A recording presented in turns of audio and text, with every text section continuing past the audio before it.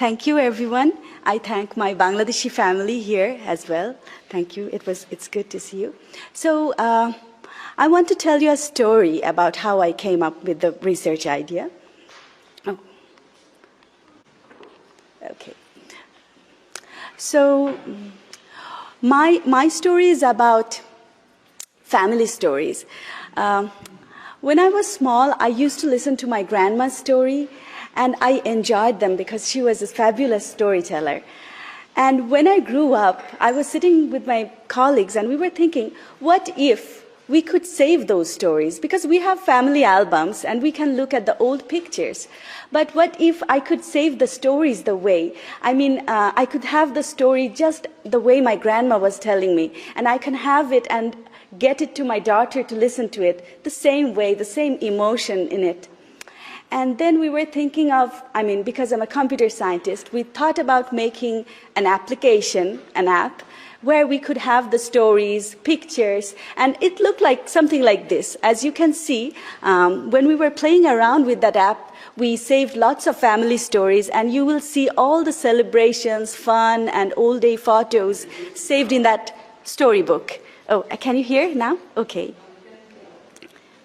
Okay.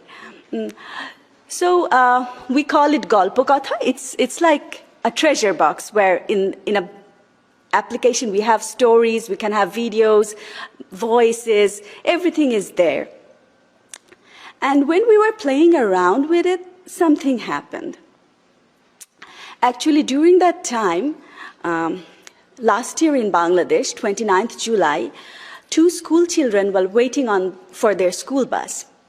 While they were waiting, in a bus stand, a reckless bus ran over them, and the school children were immediately dead on the spot. And we don't have enough good law and law enforcement. We have some law, but enforcement of law. And people were actually really frustrated and agitated. And for the next 3 days, the students were all over the street asking for justice. As you can see, this is the girl. She's seeking justice. Students were waiting on the roads.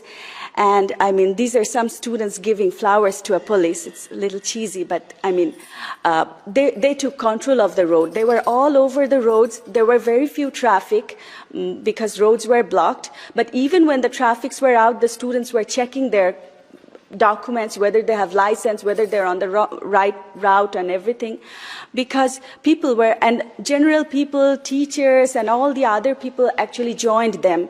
Although it was inconvenient, everybody joined them because we all wanted a better way of dealing things. And out of frustration during that time,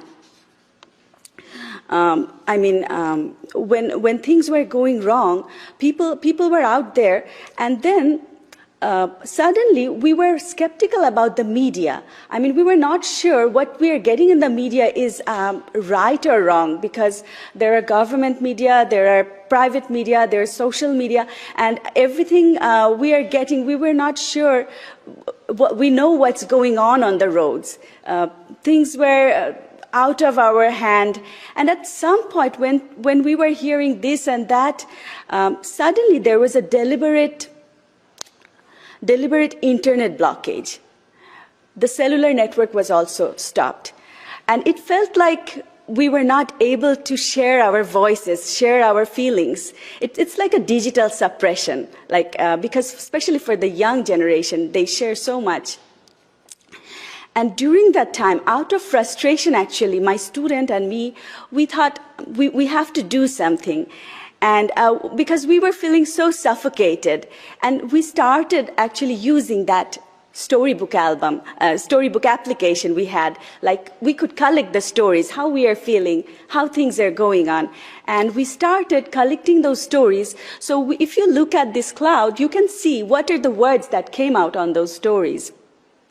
These are the different emotions we got. And it was surprising that there was anger, there was all those negative emotions, but at the same time, there were lots of positive emotions going on. So I want to go through some of the stories. This is from a 13-year-old. I don't want to read the whole, but it just gives you a feeling